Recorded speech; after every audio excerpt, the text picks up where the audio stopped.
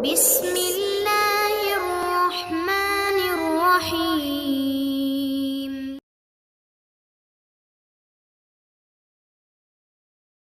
بسم الله الرحمن الرحيم السلام عليكم ورحمة الله وبركاته إن الحمد لله نحمده ونستعينه ونستغفره ونعوذ بالله من شرور أنفسنا ومن سيئات أعمالنا من يهده الله فلا مضل له ومن يضلل فلا هادي له أشهد أن لا إله إلا الله وحده لا شريك له وأشهد أن محمدا عبده ورسوله يا أيها الذين آمنوا اتقوا الله حق تقاته ولا تموتن إلا وأنتم مسلمون ثم أما بعد فإن أصدق الحديث كتاب الله وخير الهدي هدي محمد صلى الله عليه وسلم وشر الأمور محدثاتها وكل محدثة بدعة وكل بدعة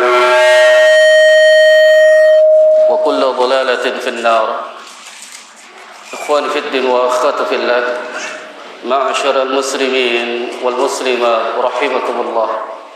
Alhamdulillah, kita bersyukur kepada Allah Jalla Jalaluh atas segala limpahan karunia nikmat yang Allah telah berikan kepada kita, dari nikmat Islam, nikmat iman, dan juga nikmat sehat walafiat, sehingga kita bisa berkumpul di masjid yang mulia ini dalam rangka menjalankan salat maghrib berjamaah yang insyaAllah kita lanjutkan. Kita akan mengambil beberapa faidah dari sebuah hadis, yang mana hadisnya adalah hadis qudsi yang diriwayatkan oleh Al-Imam Ahmad, Al-Imam At-Tirmidzi, dan juga yang lainnya, yang mana hadisnya dari jalan sahabat Abu Hurairah radhiyallahu taala anhu, yang beliau berkata bahwa Rasulullah sallallahu alaihi wasallam bersabda, yaqulullahu subhanahu ya bani adam tafarraq li ibadati amla sadraka ghina wa asadda faqrak. Allah subhanahu wa ta'ala berfirman, wahai anak Adam, luangkanlah waktumu untuk beribadah kepadaku, yaitu menyembahku, maka niscaya Allah menyatakan, aku akan memenuhi hatimu dengan kekayaan, dan aku akan menutupimu kefakiran. Wa illam taf'al, apabila engkau tidak melakukan yang demikian, mala'tu sadraka syughlan, maka Allah menyatakan, aku akan menyibukkan dirimu, walam asudda faqrak, dan Allah tidak menutupi kefakiranmu. Jamaah sekalian rahimakumullah, dari hadis inilah, yaitu hadis qudsi, yang kita mengambil judulnya, yang mana Rasul sallallahu alaihi wasallam bersabda, Allah Jalla wa Ala berfirman, ya bani Adam tafarraq li ibadati, luangkanlah waktumu untuk menyembahku.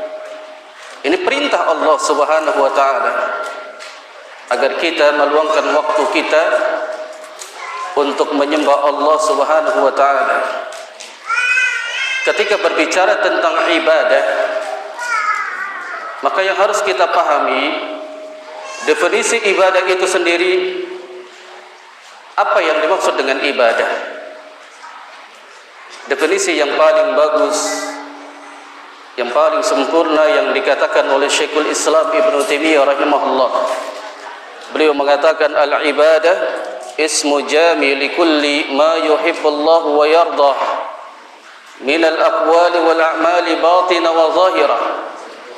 Bahwa ibadah itu adalah satu kata yang mencakup apa saja yang dicintai dan diridhoi oleh Allah, baik itu perkataannya, baik itu amalannya, baik secara zahir maupun secara batin. Ini definisi ibadah. Maka jamaah sekalian, kita bisa mengambil beberapa faedah yang dijelaskan oleh para ulama mengambil faidah dari hadis yang mulia ini. Di antaranya yang pertama adalah perintah untuk mengutamakan ibadah kepada Allah Subhanahu wa taala. Jadi ada yang kita utamakan, ada yang kita dahulukan, yaitu ibadah kepada Allah. Karena di dalam sebuah hadisnya Nabi alaihi salatu wassalam bersabda, yaqulullahu subhanahu, bahwa Allah Subhanahu wa taala berfirman, ya bani Adam tafarrag li ibadati, maka luangkanlah waktumu untuk menyembahku. Ini yang meminta adalah yang menciptakan kita, yang memberikan rezeki, yang menghidupkan kita, memberikan penghidupan yang layak, meminta agar kita meluangkan waktunya untuk beribadah menyembah Allah Jalla wa'ala. Dan ingatlah jamaah sekalian rahimakumullah, bahwa tujuan diciptakannya kita ini bukan untuk menumpuk harta, bukan untuk dia hidup senang lalu dia tidak mau beribadah. Tujuan utama Allah menciptakan kita adalah untuk kita beribadah kepadanya. Ini yang harus dipahami, bahwa Allah Subhanahu wa taala berfirman di dalam surah Az-Zariyat pada ayat ke-56. Allah berfirman, wa ma khalaqtul jinna wal insa illa liya'budun. Tidaklah aku ciptakan jin dan manusia melainkan agar mereka menyembah, beribadah kepada Allah. Di dalam firman di surat Az-Zariyat ini, Allah ciptakan kita untuk beribadah, yang mana ibadah itu sendiri adalah maqam yang paling tinggi kedudukannya di sisi Allah. Karena para ulama mengatakan ubudiyatullah hiya a'lal maqami wa ashrafuha, kedudukan ibadah yang dia meluangkan waktunya dari kesibukannya lalu dia tetap beribadah kepada Allah, itulah maqam yang paling tinggi di sisi Allah. Wa hiyal ghayatu min khalqil insani, bahwa tujuan utama bahwa manusia diciptakan itu bukan untuk mencari harta, menumpuk harta, akan tetapi dia ada meluangkan waktu yang telah ditetapkan untuk beribadah kepada Allah. Wa inda tafarrag laha, pada saat dipinta untuk meluangkan waktunya, Allah Subhanahu wa taala tidak diam. Jika hambanya ini diperintah untuk beribadah kepadanya, lalu dia menjalankan perintah itu, Allah tidak diam. Allah akan memberikan kebaikan apa yang dia inginkan di dunia maupun di akhirat. Disebutkan oleh para ulama bahwa manusia ketika dipinta untuk beribadah kepada Allah, yanalul khairul amimah, bahwa dia akan mendapatkan meraih kebaikan baik yang ada di dunia maupun yang ada di akhirat. Walakin in ghaffala anha, akan tetapi ini ancamannya ketika kita sudah dipinta untuk meluangkan waktu untuk beribadah kepada Allah, namun dia melalaikan ibadah itu karena dengan kesibukannya. Dia melalaikan ibadah itu demi mencari harta. Ingatlah Allah Subhanahu wa taala, washghul bidunya, maka hamba tersebut akan disibukkan terus dengan dunia hingga akhirnya mata hatinya itu ditutup untuk mengingat Allah Jalla wa ala. Allah pasti akan memberikan kebaikan bagi siapa yang ingin menjalankan perintahnya. Makanya di dalam sebuah hadis ini Allah meminta kita ini untuk meluangkan waktu untuk beribadah kepada Allah. Jangan sampai kita melalaikannya.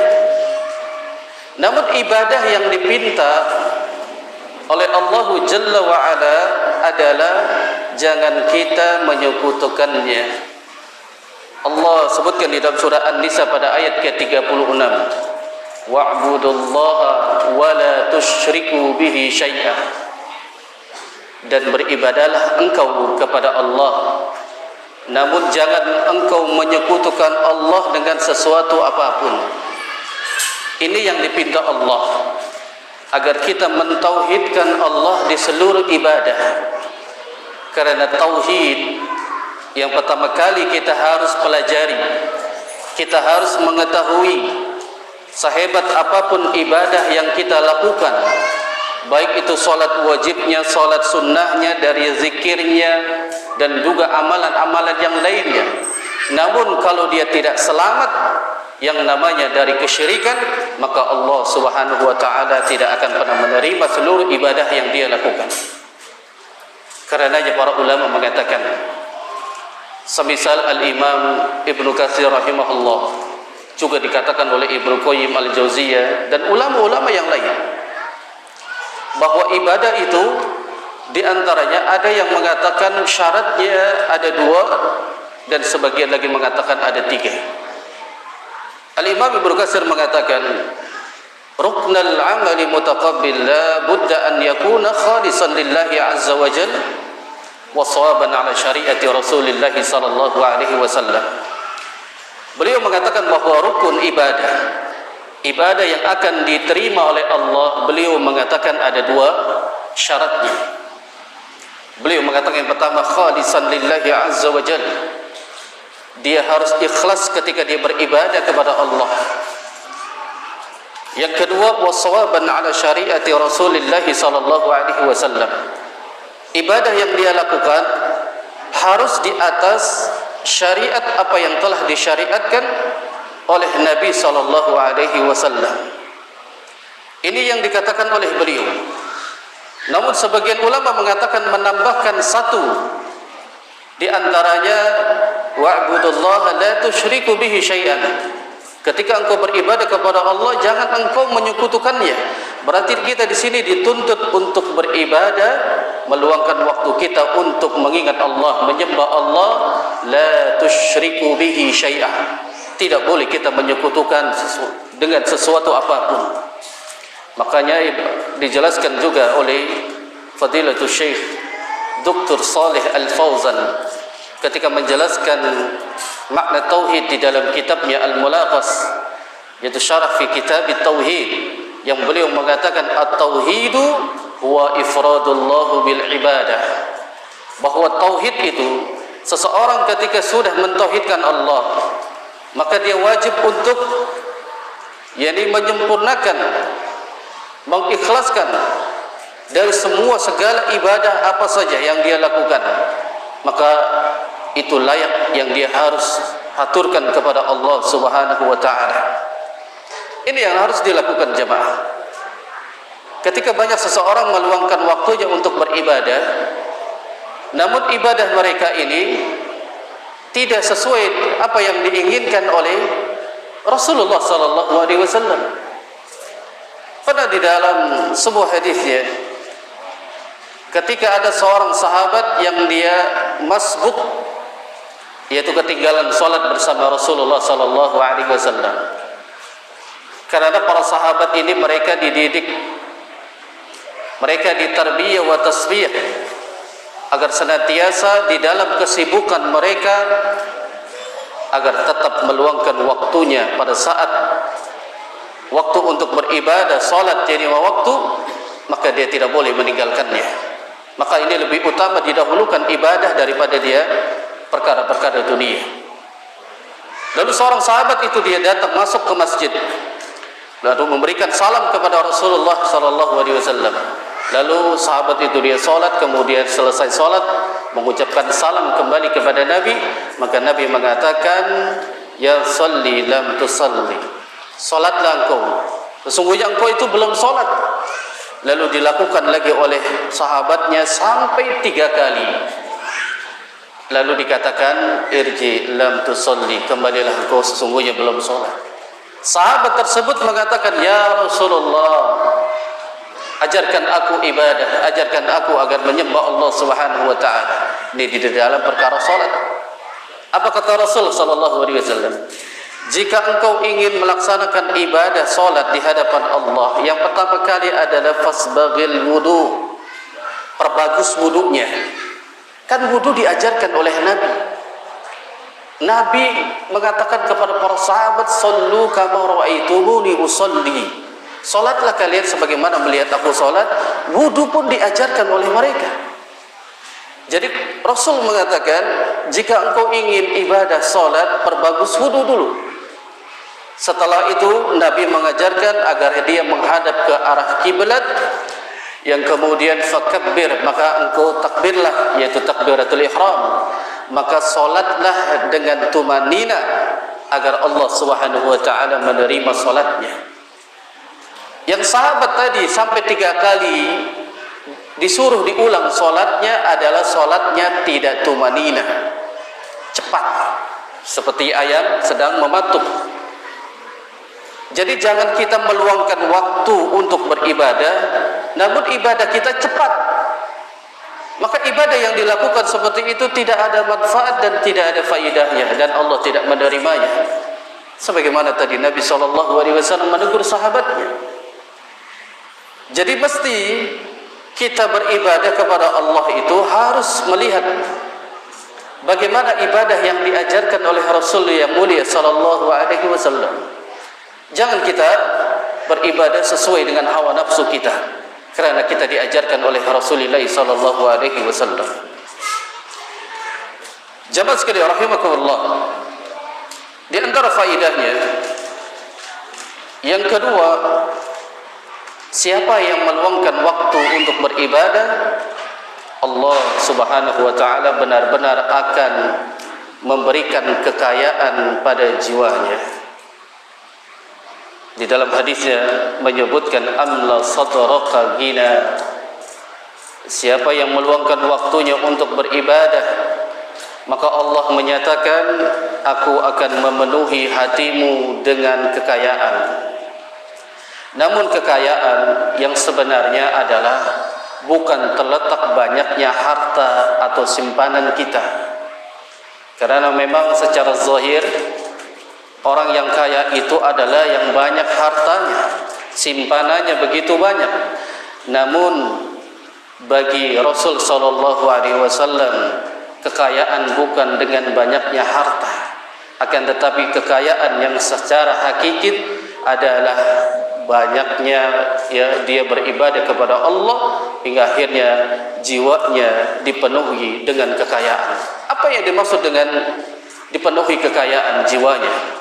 Di antaranya Nabi SAW bersabda, laisal gina an qasratil ardi walakin gina ginan nafsi. Kekayaan bukanlah dengan banyaknya harta, akan tetapi kekayaan yang sebenarnya adalah kekayaan jiwa. Jiwa yang senantiasa dia merasa puas dengan apa yang Allah Subhanahu wa taala berikan. Itu yang disebut dengan qanaah.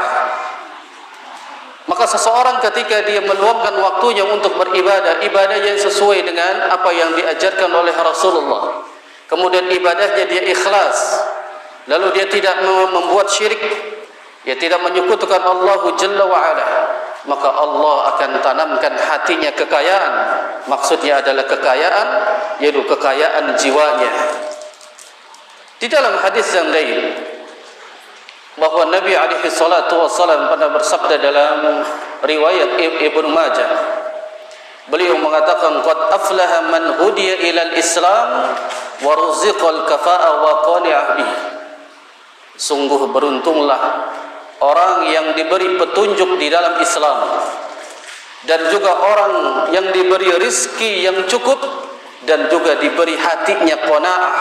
Qanaah itu adalah merasa cukup apa yang diberikan oleh Allah Jalla wa Ala.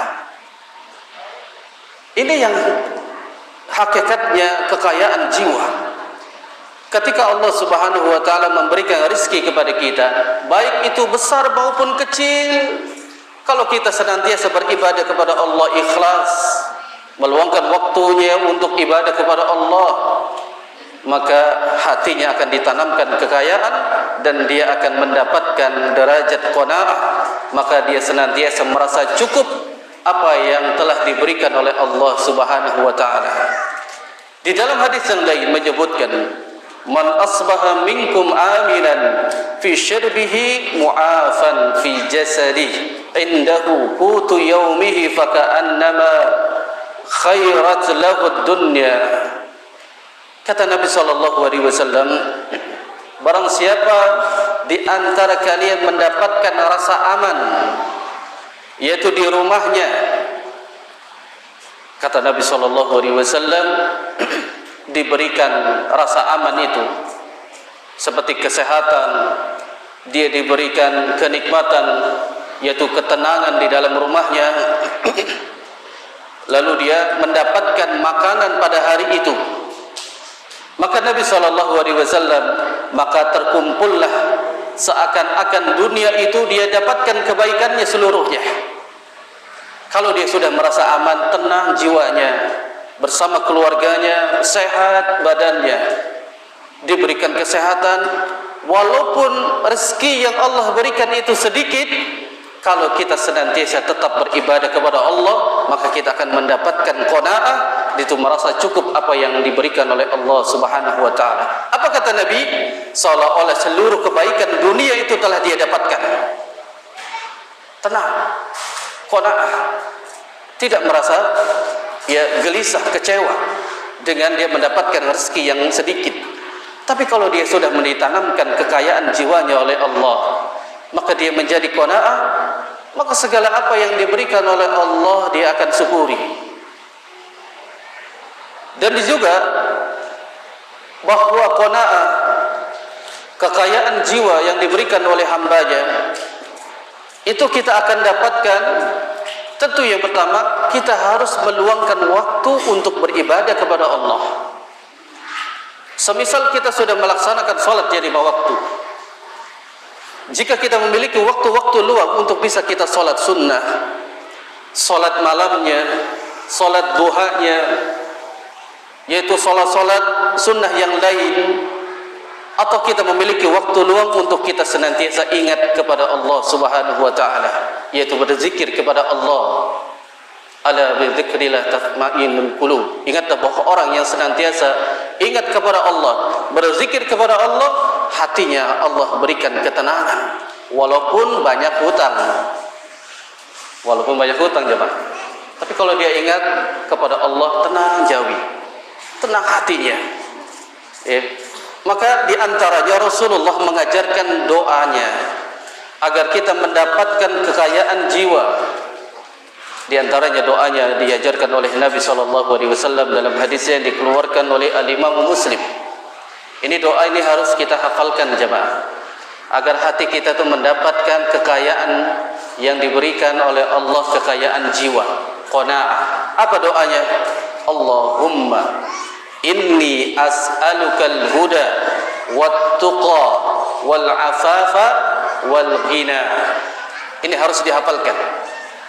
Saya ulang kembali, Allahumma inni, ya Allah, aku memohon kepadamu, as'aluka, jadi al-huda, yang pertama yang diminta adalah petunjuk, yang kedua wat-tuqa, yaitu ketakwaan, yang ketiga wal afafa, kesucian, kehormatan diri, wal ghina, dan kekayaan jiwa.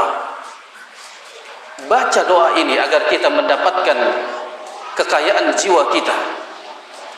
Jika Allah sudah menanamkan yaitu kekayaan jiwanya, maka senantiasa hamba tersebut mendapatkan kecintaan dari Allah. Disebutkan di dalam hadis yang lain dikeluarkan oleh Al-Imam Muslim dari jalan juga sahabat yakni Sa'ad bin Abi Waqqas radhiyallahu ta'ala anhu, yang Rasulullah sallallahu alaihi wasallam bersabda, innallaha yuhibbul 'abda at-taqiyya al-ghaniyya al-khafiyya. Sesungguhnya Allah Jalla wa Ala mencintai hamba yang bertakwa. Allah mencintai yang kaya jiwanya dan juga yang senantiasa menyembunyikan amal solehnya.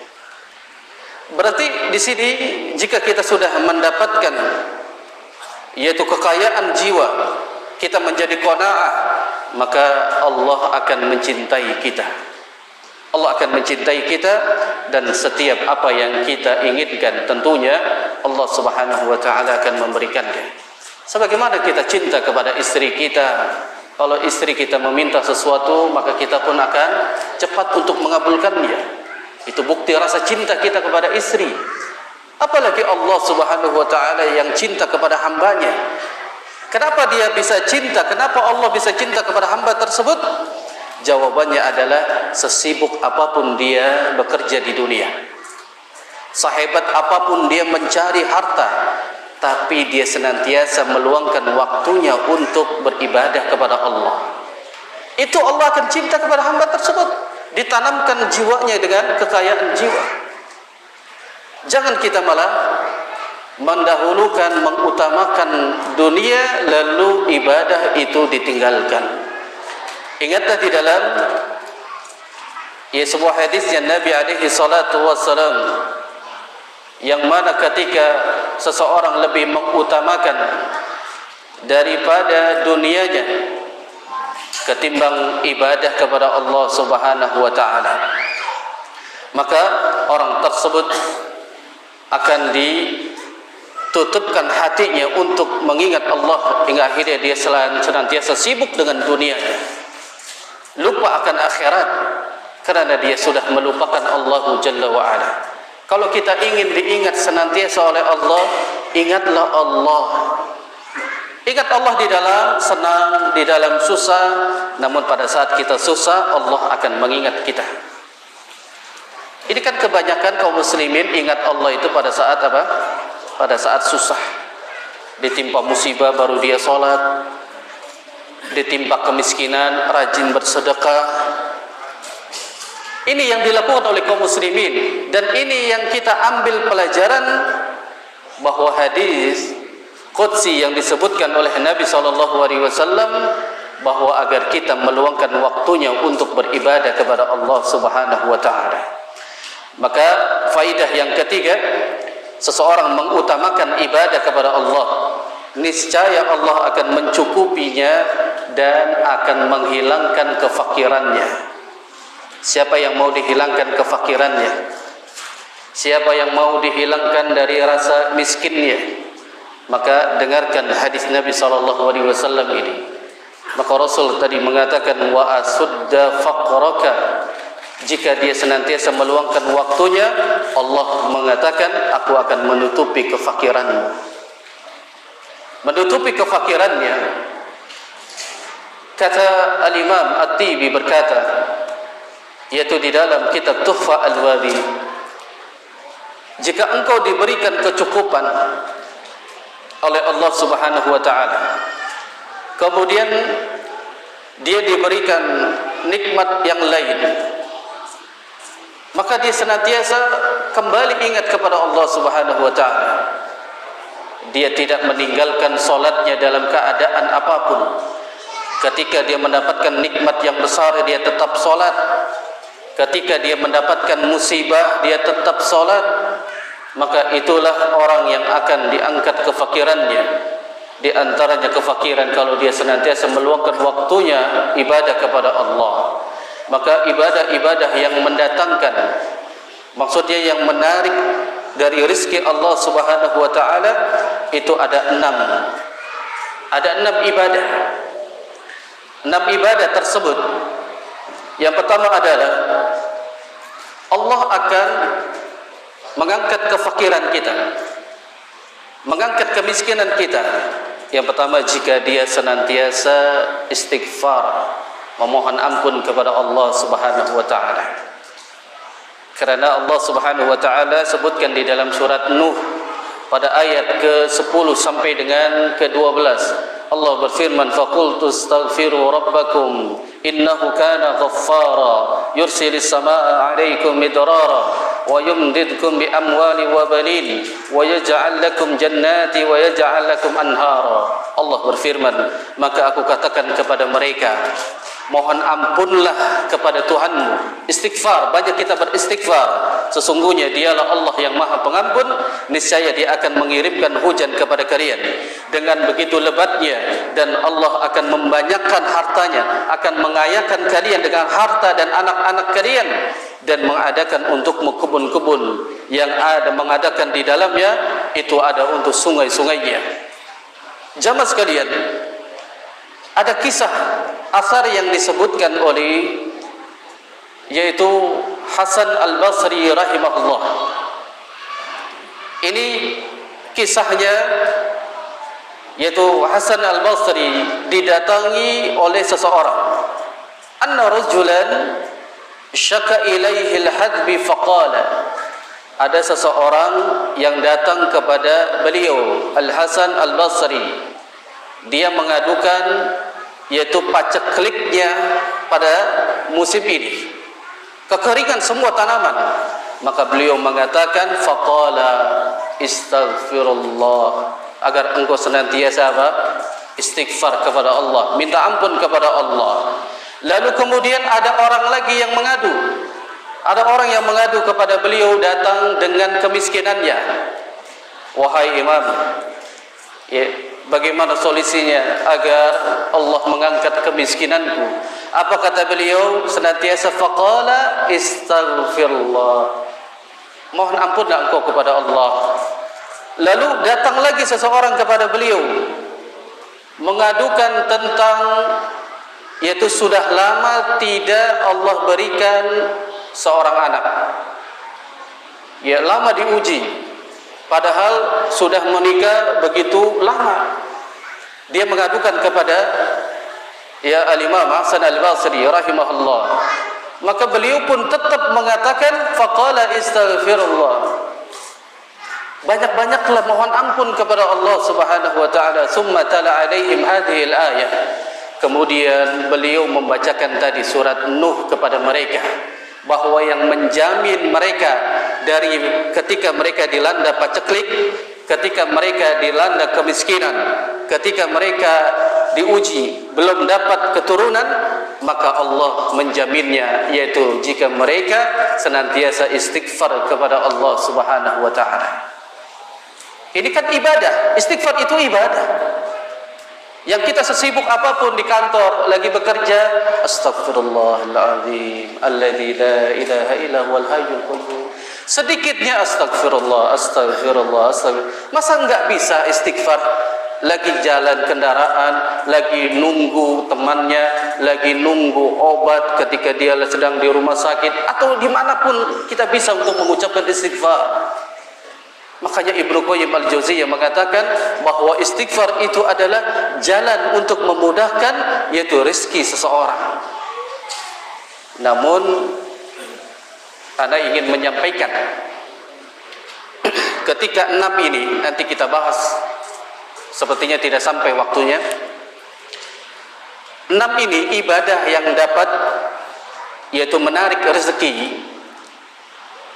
Tujuan kita ibadah, salah satunya nanti istighfar, nanti yang kedua ada silaturahim, nanti ada memperbanyak sedekah, itu yang ketiga. Yang keempat nanti ada bertakwa kepada Allah, nanti yang kelima itu melakukan haji dan umrah, yang keenam memperbanyak doa minta rezeki. Seandainya semua ini, ya, kita mengetahui itu 6 itu 6, yaitu di mana amalan ibadah yang dapat menarik rezeki. Seandainya kita sudah melakukan semua itu, tujuan utama kita yaitu tidak ingin mendapatkan dari apa yang kita inginkan perihal dunia, rezeki. Makanya di dalam kaidah mengatakan, senantiasa kalau kita beribadah kepada Allah, kaidahnya perlu diingat bahwa al-ibadah wan niyatu wal maqasid lillahi azza wa jalla. Ini kaidahnya, bahwa ibadah itu niat dan tujuannya untuk siapa? Untuk Allah Subhanahu wa taala. Namun ketika ada orang yang ketika dia niat ibadah, misalkan dia banyak istighfar, tapi niatnya bukan untuk ibadah, tujuannya untuk apa? Supaya dapat rezeki. Sedekah pun demikian. Ketika kita bersedekah, maka yang kita inginkan apa? Kekayaan, agar Allah mengganti apa yang kita keluarkan. Karena ada seorang dai, ya, dia pandai sekali untuk orang bersedekah, tapi dia salah di dalam mengajarkan kepada jamaahnya. Karena sedekah ini ibadah, yang dipinta ibadah itu adalah ikhlas karena Allah Subhanahu wa taala. Lalu bagaimana? Yang kata tadi disebutkan bahwa itu penarik rezeki, jangan tanya Allah Jalla wa ala. Jangan tanya Allah kalau Allah sudah menjaminnya. Rasulullah SAW sudah menjaminnya. Jangan ditanya tentang janji Allah dan janji Rasul alaihi salatu wasallam, sudah pasti benar. Tapi yang harus diperbaiki adalah hati kita ikhlas ketika beribadah. Niat kita untuk Allah Subhanahu wa taala, karena dia sudah meluangkan waktunya untuk beribadah kepada Allah, maka dia ikhlas di dalam ibadahnya, mengikuti syariat Rasulullah, tidak berbuat syirik, maka niscaya Allah Subhanahu wa taala akan mengirimkan itu rezeki dari arah yang tidak disangka-sangka. Sebagaimana tadi yang ketiga, bahwa ibadah penarik rezeki di antaranya kita bertakwa kepada Allah. Wa may yattaqillaha yaj'al lahu makhraja wa yarzuqhu min haitsu la yahtasib. Barang siapa yang dia bertakwa kepada Allah, maka Allah jadikan jalan keluar baginya, dan Allah akan memberikan rezeki dari arah yang tidak disangka-sangka. Ini jaminan ini. Nabi yang mengatakan, Allah yang menjamin. Jadi tidak perlu kita risau akan rezeki Allah Subhanahu wa taala.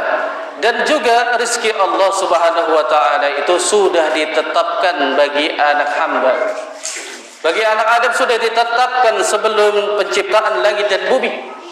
Allah sudah tetapkan rezeki si fulan sekian, rezeki si fulan sekian. Dan mindset kita jangan seperti orang yang mengatakan tidak kerja keras, tidak kaya. Maka orang yang kaya itu senantiasa bekerja keras, gitu ya Pak? Ya, mindset orang kan seperti itu. Kerja keras supaya kita kaya. Ternyata kalau mindsetnya seperti itu, orang yang senantiasa bekerja keras itu akan kaya. Mohon maaf, tentunya para buruh lah, para kuli lah, yang mereka harusnya kaya. Mereka harusnya kaya karena mereka bekerja keras. Pagi ketemu pagi, tapi nggak kaya-kaya jemaah. Dia rela meninggalkan ibadah kepada Allah, ya, demi lembur untuk mendapatkan harta. Tapi kaya nggak kaya-kaya. Jadi ketika Allah Subhanahu wa taala ingin mengayakan, ingin memberikan harta kepada siapa yang dikehendaki, yaitu kehendak Allah Subhanahu wa taala. Itu kehendak Allah. Makanya Allah Subhanahu wa taala, siapa yang ingin diluaskan rezekinya, maka ada ibadah-ibadah yang mendapat dia rezekinya begitu banyak. Di antaranya banyak istighfar tadi, banyak bersedekah, lalu bertakwa kepada Allah. Apa sih makna takwa itu? Menjalankan segala perintahnya dan menjauh segala larangannya. Ada seorang sahabat yang datang kepada Nabi, ya Rasulullah, perintah mana ketika Allah mewajibkan aku untuk melaksanakan sholat yang 5 waktu? Apa kata Rasul SAW? Bahwa jika engkau saja telah melaksanakan sholat yang 5 waktu, itu Allah sudah mencukupinya. Seandainya kita sudah tidak meninggalkan sholat, ya, demi demi pekerjaan, demi harta, dia rela meninggalkan sholat.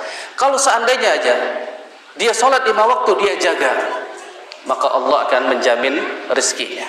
Apalagi ditambah dengan sholat sunnah, ditambah lagi dengan dia berzikir, ditambah lagi dia banyak bersedekah atau yang lainnya, maka niscaya Allah Subhanahu wa taala akan memberikan banyak hartanya, akan kita menjadikan kaya.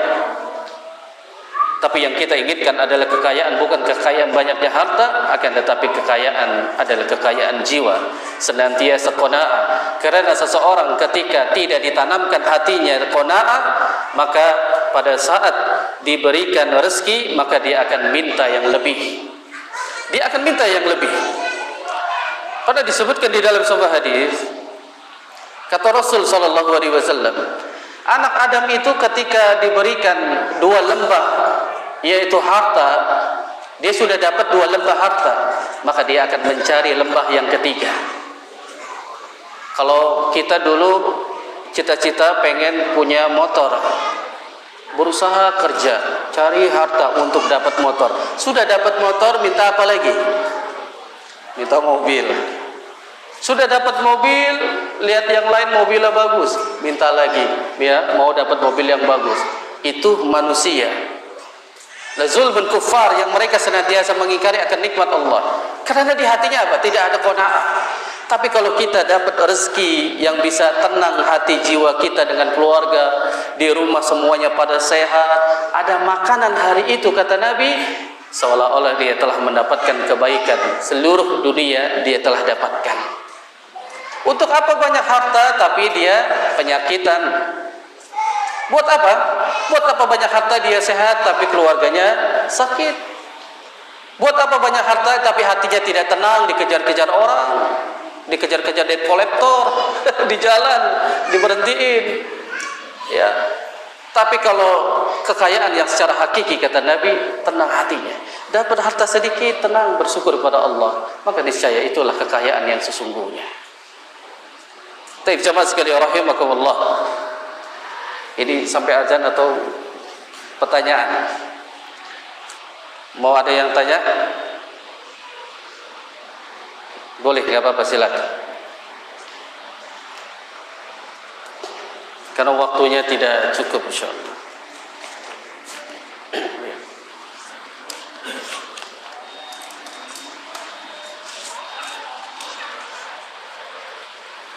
Boleh ke istighfar dengan tujuan untuk menarik rezeki?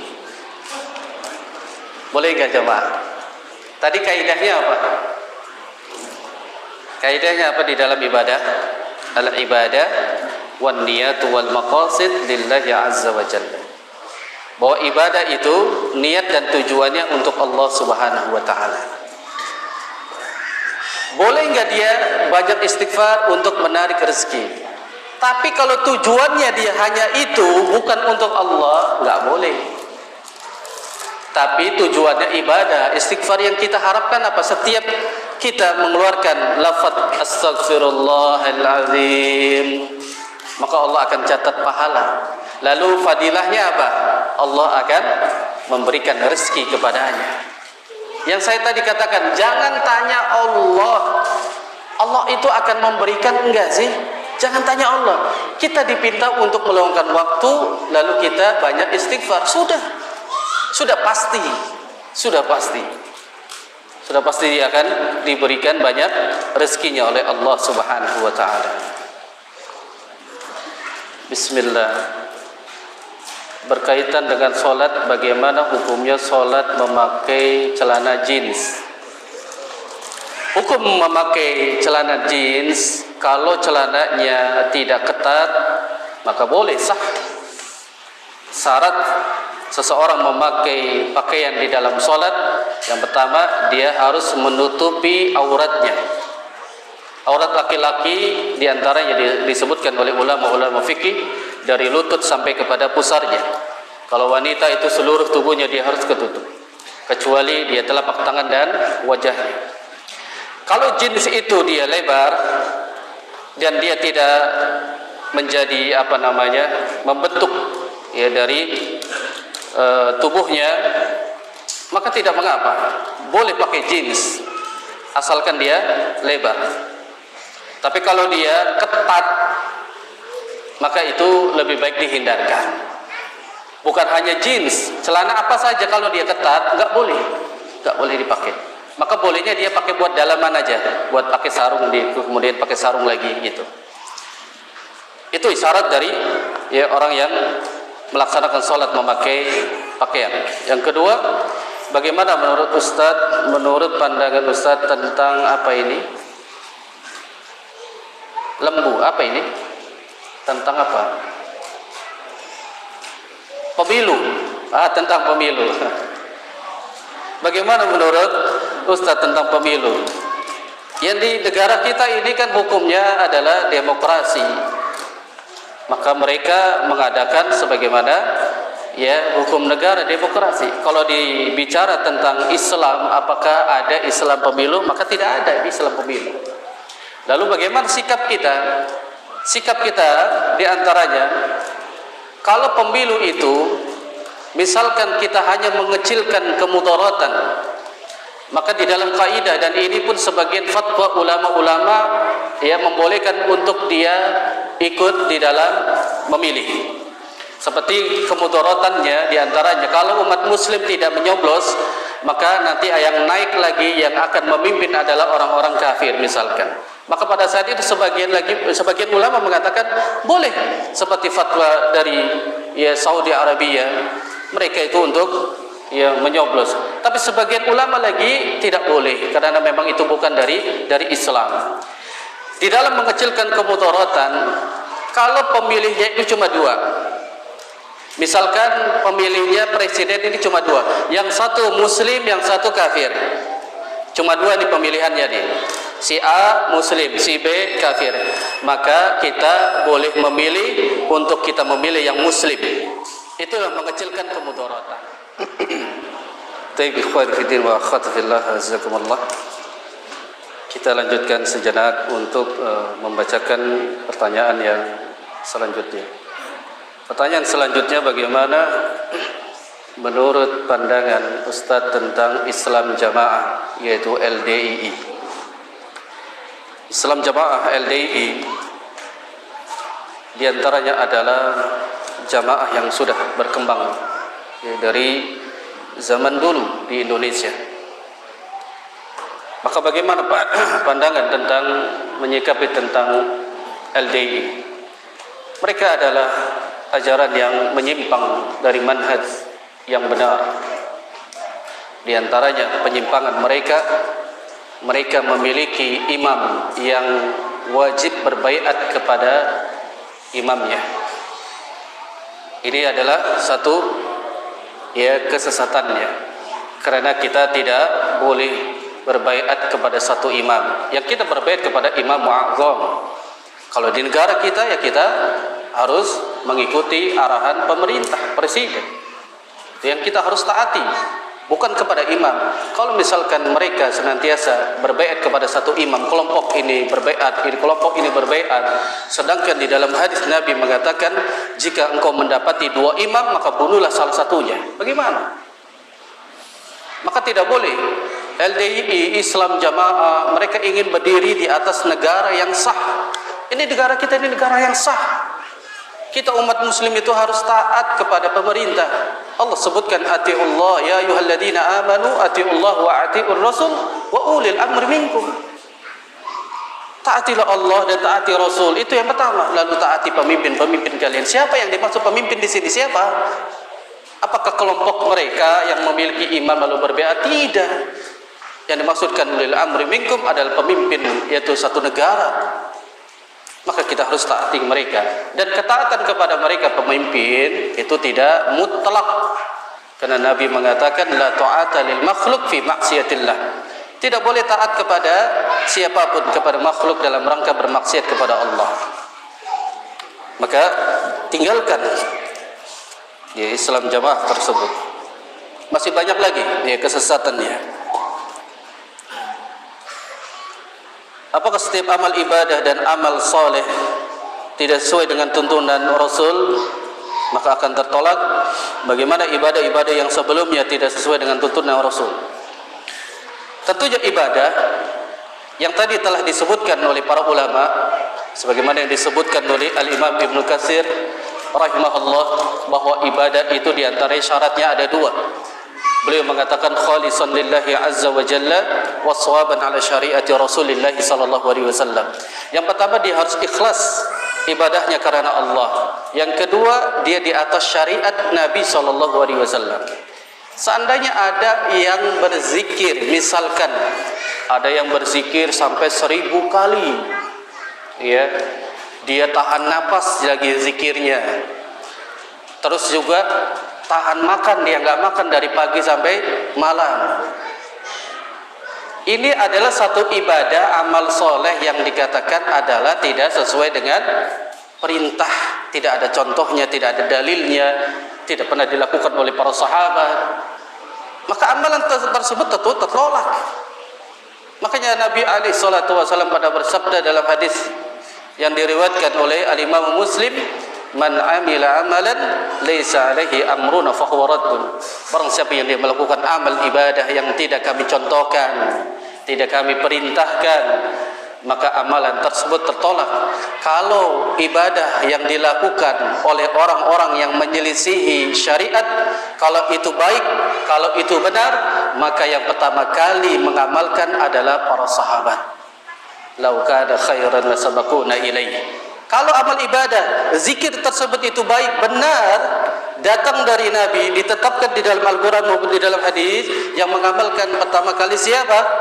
Para sahabat. Kenapa para sahabat? Karena para sahabat senantiasa menyertai Nabi, tidak sedikit pun melewatkan apa yang diperintahkan Nabi. Makanya termaktub di dalam Al-Quran para sahabat itu mengatakan sami'na wa ata'na, kami dengar dan kami taat apa yang diperintahkan oleh Rasul. Lalu bagaimana amal soleh yang dulu yang tidak sesuai dengan tuntunan ya Nabi SAW, seperti dia berzikir seperti itu, atau dia mengamalkan satu amalan ya untuk menarik rezeki, misalkan dia dengan berpuasa mati kendi atau macam-macam lah. Apakah amalan itu tetap diterima? Tentu jawabannya adalah tidak diterima Allah Subhanahu wa taala. Karena syarat ibadah yang tadi disebutkan ada yang pertama adalah ikhlas. Kalaupun dia ikhlas tapi yang kedua tidak sesuai dengan syariat Nabi sallallahu alaihi wasallam, maka banyak-banyaklah bertaubat kemudian kembali dengan amal soleh yang sesuai dengan syariat yang disyariatkan Nabi. Allahu a'lam bishawab. Apa boleh saat berdoa mengubah domir ana ila kepada domir ana ila domir nahnu wal aqsu bil aqsi, dan sebaliknya? Ketika kita berdoa ya, yang pada asalnya domirnya adalah ana, sebagaimana tadi doa minta ketenangan jiwa. Allahumma inni as'alukal huda, misalkan. Ya Allah, aku ana. Allahumma inni as'alukal huda. Boleh enggak kita ganti dengan domir nahnu? Maka jawabannya, kalau kita ini minta untuk ya kebersamaan, maka itu diperbolehkan. Diperbolehkan. Misalkan diganti dengan domir nahnu, ya Allahumma inna nas'alukal huda, maka boleh. Misalkan Rabbighfirli, ya Allah ampunkan saya, diganti dengan Rabbighfirlana, tidak masalah. Ya, tidak masalah. Maka ini diperbolehkan. Maka doa yang terbaik adalah doa yang diajarkan oleh Rasulullah dan juga mengambil dari Al-Quran maupun di dalam hadis. Adapun kalau kita tidak bisa doa yang diajarkan Nabi, maka boleh dengan bahasa kita sendiri, tidak mengapa. Ya Allah berikan saya ketakwaan, ya Allah berikan saya yaitu ketenangan jiwa, maka enggak masalah. InsyaAllah Allah mengetahui apa yang kita ucapkan kalau kita itu berdoa kepada Allah Subhanahu wa taala. Wallahu a'lam bishawab. Mungkin ini saja pertemuan kita yang berbahagia ini. Semoga Allah berikan kita petunjuk untuk tetap senantiasa di atas yaitu jalan yang lurus, di atas sunnah, dan semoga Allah berikan kita jiwa-jiwa yang tenang, diberikan yaitu sifat qanaah. Aku qouli hadza wa astaghfirullah li wa lakum. Subhanakallah wa bihamdik asyhadu an la ilaha illa anta astaghfiruka wa atubu ilaik. Wassalamu alaikum warahmatullahi wabarakatuh.